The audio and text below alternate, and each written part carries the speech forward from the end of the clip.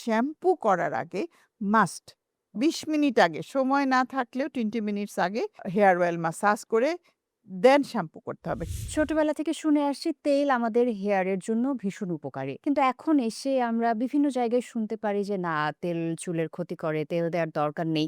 সঠিক ইনফরমেশন কোনটি এবং তেল কিভাবে ইউজ করতে হবে যদি উপকারী হয়ে থাকে? অ্যাকচুয়ালি আমি একটা জিনিস বলব যে রূপচর্চা হুম, মানে আমি বলব এটা কিন্তু সেটা স্কিন কেয়ার হোক আর হেয়ার কেয়ারই হোক। এটা ম্যান টু ম্যান ভ্যারি করে ওকে। একেকজনের। যেমন অনেকের অয়েল একদমই দিতে পারে না। দেখা হুম, যায় যে তার পিম্পলস চলে আসে, বেশি সময় ধরে রাখতে পারে না। হুম। অল্প একটু সময় হলে ঠিক আছে। অনেকে আবার তেল না দিলে ঘুমও আসে না। এই টাইপের আছে। তো এখন ডিপেন্ড করে। এমন না যে তেল আমি জব করে রেখে দিলাম আমার চুল অনেক ভালো থাকবে তা না। ঘন্টাখানেক থাকলেই এনাফ। তবে ওকে। একটা কথা আমি মানে যা বলতে চাই নিউট্রিশন ওইটা হ্যাঁ, ১ ঘন্টাতেই সোক ১ করে নেয়। ঘন্টাতে পেয়ে ওকে। যায়। তবে একটা জিনিস তেলের যেটা সবচাইতে বেশি উপকারিতা আসে সেটা হলো শ্যাম্পু করার আগে মাস্ট ২০ মিনিট আগে, সময় না থাকলেও 20 মিনিটস আগে হেয়ার অয়েল মাসাজ করে দেন শ্যাম্পু করতে হবে। কারণ আমাদের চুল তো এমনিতে ড্রাই থাকে, তাই না? কিউটিকেল গুলো ওপেন হয়ে যায়, আমরা কালার করি, কত কিছু করি। কিন্তু আবার যখন আমি শ্যাম্পু করছি এর মধ্যে, তখন সেটা আরো ড্রাই হয়ে যাচ্ছে, কিউটিকেল ওপেন হয়ে যাচ্ছে।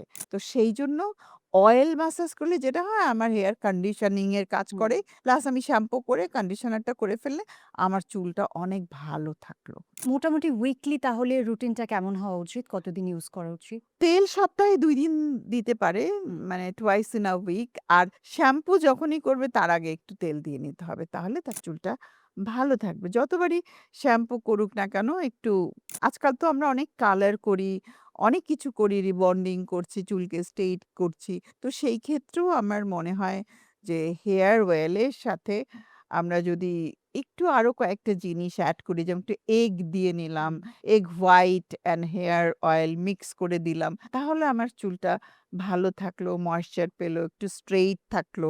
স্কিন কেয়ারে কাঁচা হলুদ কিভাবে ব্যবহার করা যেতে পারে? কাঁচা হলুদ ডাইরেক্ট ব্যবহার করা উচিত না। এটা কিন্তু স্কিনকে আরো হুম, কালো করে দেয়, মানে বার্ন করে। এইজন্য প্রাচীনকালে যেটা ছিল দুধের স্বর ব্যবহার করা হতো। হুম।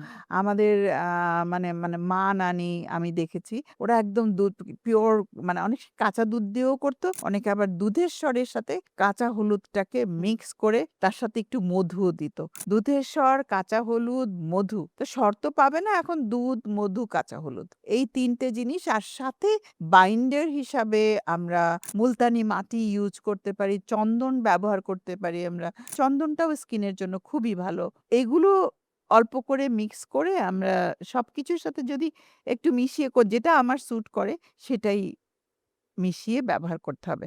ডাইরেক্ট কাঁচা হলুদ দেওয়া যাবে না।